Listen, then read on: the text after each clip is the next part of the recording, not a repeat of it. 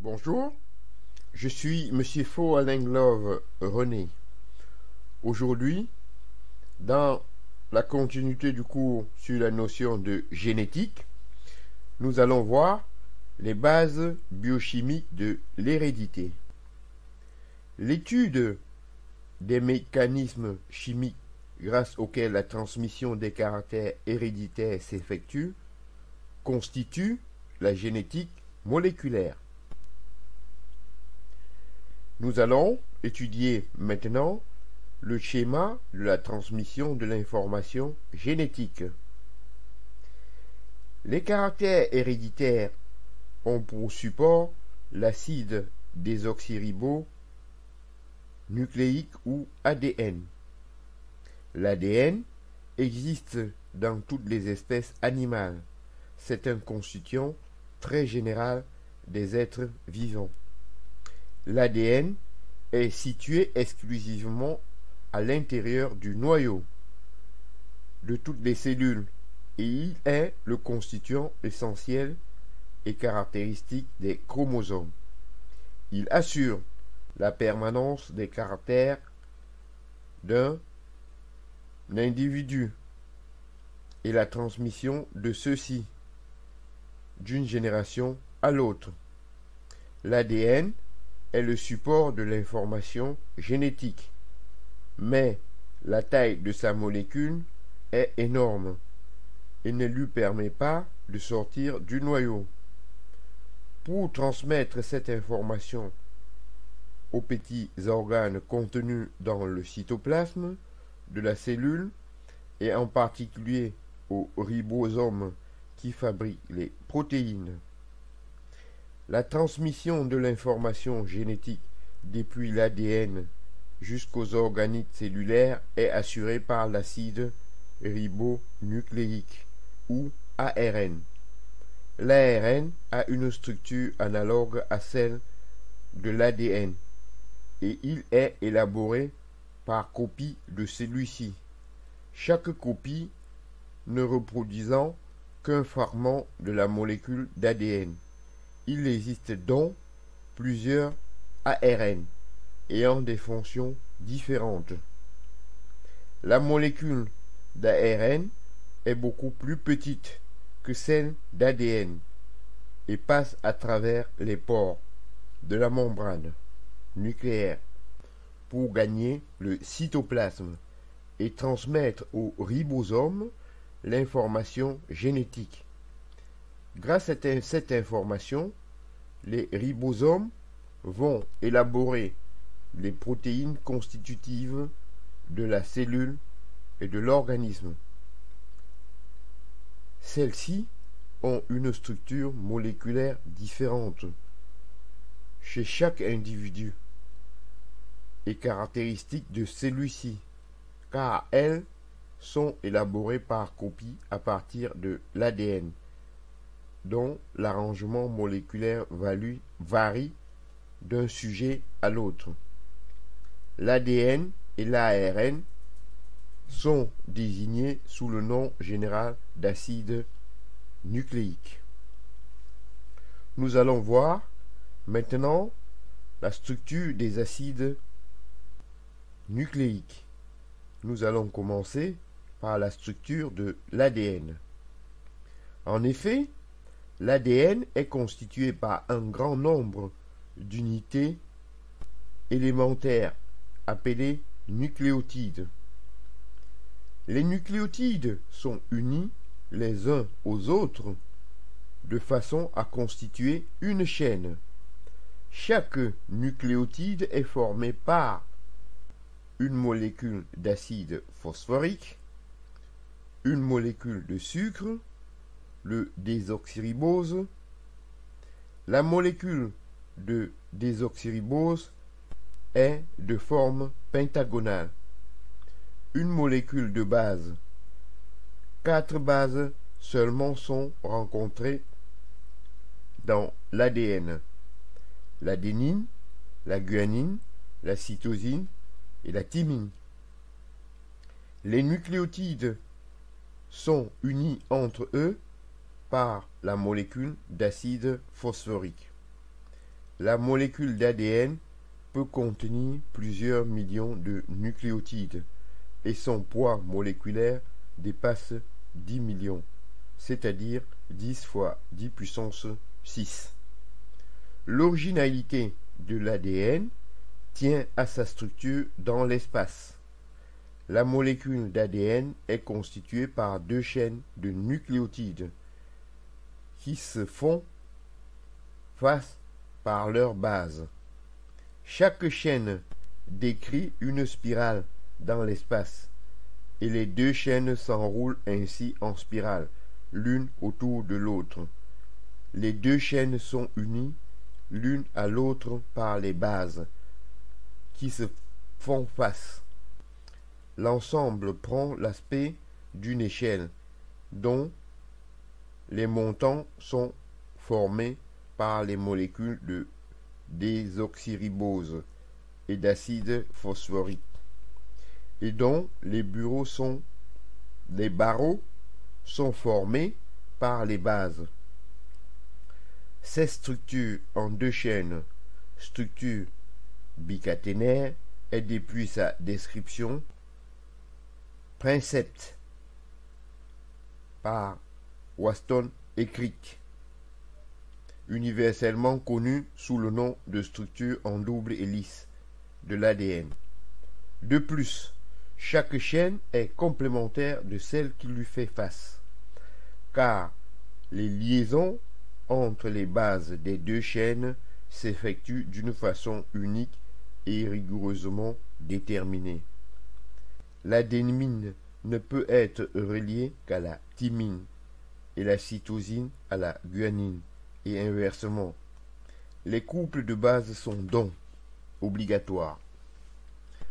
À l'intérieur de la molécule, l'ordre de succession des bases est libre, ce qui explique le nombre infini des combinaisons du code génétique. Au moment de la division des chromosomes, les deux chaînes de l'ADN vont se séparer et chaque moitié va reconstituer par synthèse la chaîne manquante, ce qui reconstituera une molécule d'ADN identique à celle du début. Nous passons maintenant à la structure de l'ARN. L'ARN est comme l'ADN constitué par un ou moins grand nombre de nucléotides disposés en chaîne. Les différences entre l'ARN et l'ADN sont les suivantes. La molécule de sucre de chaque nucléotide est le ribose, molécule de forme pentagonale également. Pour les bases, la thymine est remplacée par l'uracine. Les quatre bases de l'ARN sont donc l'adénine, la guanine, la cytosine et l'uracine. L'ARN est constitué d'une seule chaîne, structure monocaténaire, et le nombre de nucléotides qui le constituent est très inférieur à celui qui constitue l'ADN. Il existe en réalité plusieurs ARN de fonctions différentes. Tous sont formés par copie dans le noyau de la chaîne d'ADN dont ils représentent un fragment. On distingue ainsi l'ARN messager ou mARN qui transmet l'information génétique du noyau aux organes du cytoplasme. L'ARN ribosomique ou RARN qui siège au niveau des ribosomes et intervient dans la synthèse des protéines. L'ARN de transfert ou TARN qui assure le transport des acides aminés lors de la synthèse des protéines. La chaîne unique dont il est formé est repliée sur elle-même en feuille de trèfle. Nous allons voir Maintenant, la physiologie des acides nucléiques. Les deux fonctions fondamentales dévolues aux acides nucléiques sont, d'une part, la permanence des caractères génétiques liés aux possibilités de dédoublement et de réplication de l'ADN. D'autre part, la transmission de l'information génétique permettra la synthèse des protéines spécifiques. Nous allons étudier en premier la réplication de l'ADN.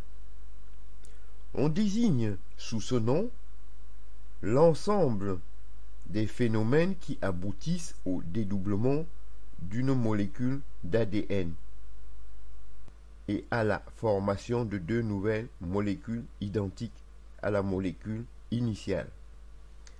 Ces phénomènes sont rendus possibles par la structure bicaténaire de l'ADN.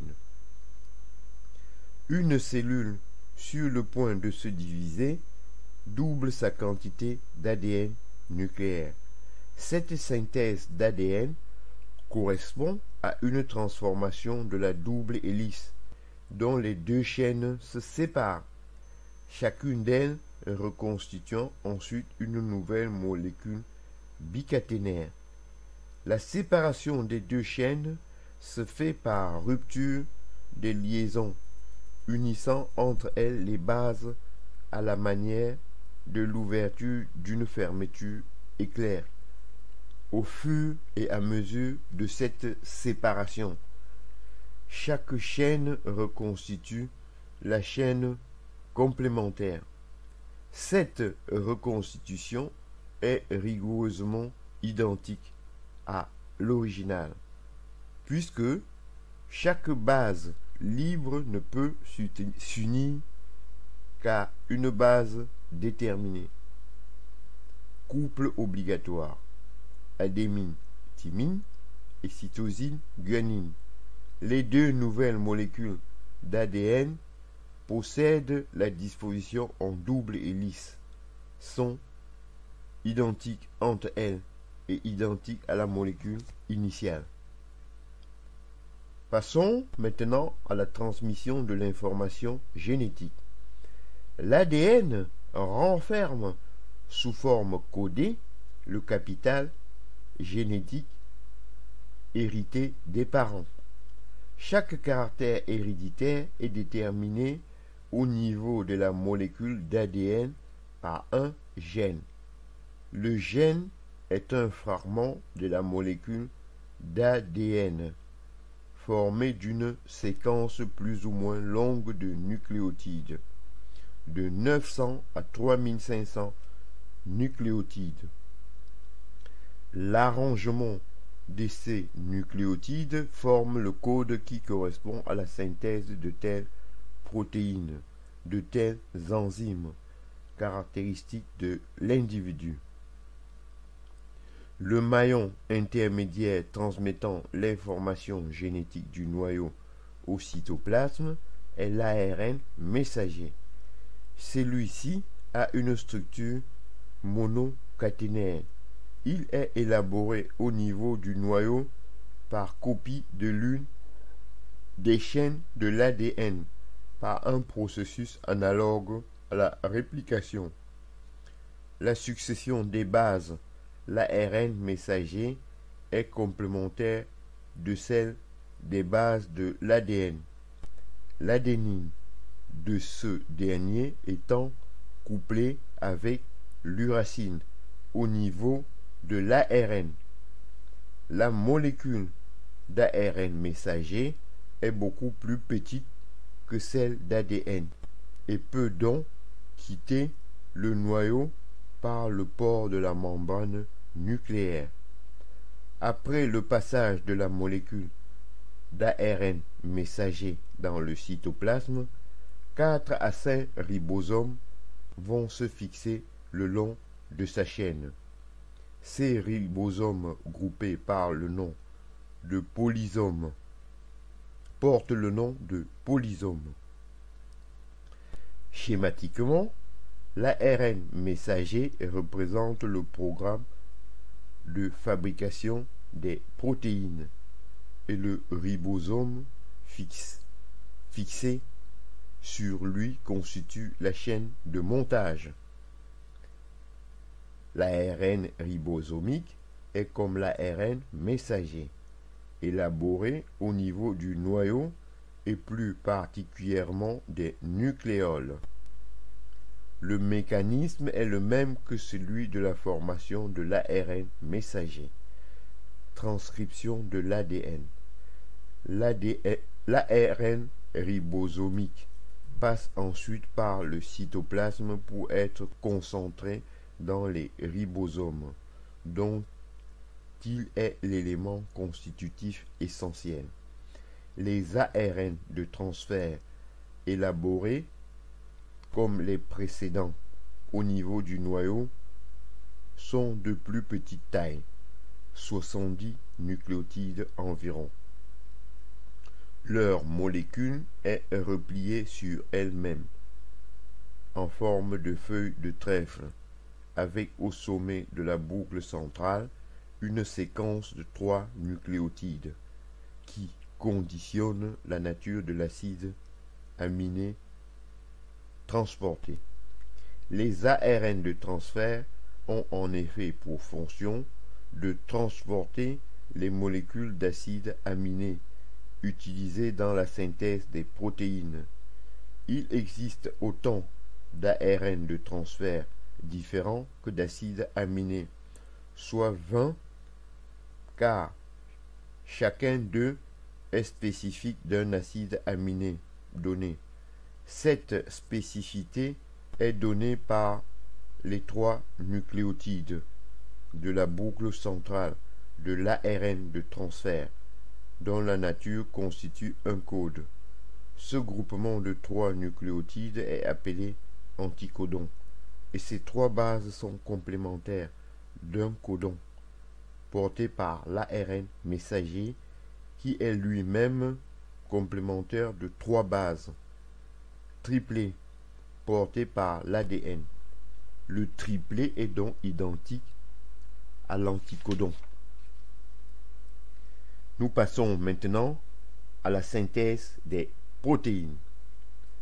Après le passage de l'ARN messager dans le cytoplasme, une série de ribosomes espacés les uns des autres va se fixer le long de la chaîne d'ARN messager. Chaque ribosome est constitué de 2 parties ou sous-unités, 60S et 40S, qui se déplacent le long de la chaîne d'ARN messager et lisent le code de base à la façon dont une tête de lecture déchiffre la bande magnétique d'un magnétoscope, d'un magnétophone. Le ribosome lit le premier codon, succession de 3 bases, et appelle l'ARN de transfert qui porte l'anticodon complémentaire. Cet ARN a fixé à son autre extrémité un acide aminé dont la nature est déterminée par le code des bases de l'anticodon. L'ARN de transfert s'accroche au codon par son anticodon, tandis que l'acide aminé va constituer le début de la chaîne protéique. Le ribosome se déplace alors pour lire l'un après l'autre les codons suivants.